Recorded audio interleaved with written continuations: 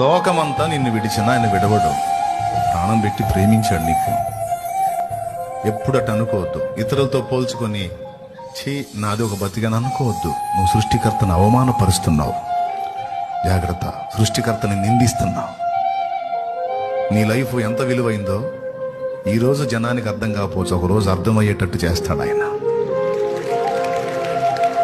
నువ్వు విలువైన పాత్రవా కాదా అన్నది నీ ఇంటి వారికి, నీ సమాజానికి, నీ తోటి వారికి, స్నేహితులకి, అందరికీ అర్థమయ్యేటట్టు చెప్పే రోజు ఒక రోజు వచ్చింది. గుర్తుపెట్టుకో ఆ మాట.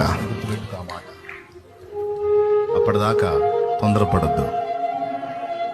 నీ విలువలను నువ్వు ఎక్స్పోజ్ చేయడానికి ట్రై చేయొద్దు. ఇతరులతో పోల్చుకొని దేవుడు నీకు ఇచ్చిన మనశ్శాంతిని పాడు చేసుకోవద్దు. ఈ విషయాన్ని మీరు కీలకంగా గుర్తుపెట్టుకోవాలని ఇంతసేపు ఈ పాయింట్ మీద మాట్లాడాను. అన్న ఎవరితో పోల్చుకోవాలా? ఆ అమ్మ అట్టుంది, ఈ అమ్మ ఎట్టుంది, ఈ అమ్మ ఎట్టుంది, ఆ అమ్మ అట్టుంది, ఆమె అయి కట్టింది, ఏమి ఈ కట్టింది, నేనేందో చర్చిలో సన్నాసిదానిలాగా అయిపోయాను అనుకోలా. ఆడలు అనుకుంటారుగా నా బతుకు సన్నాసిదాని బతుకేందని. అనుకోరు? అట్ట అనుకోలా. సన్నాసి లేదు, సన్యాసి లేదు. ఇదే నాకు ధన్యత అని ఫీల్ అయింది.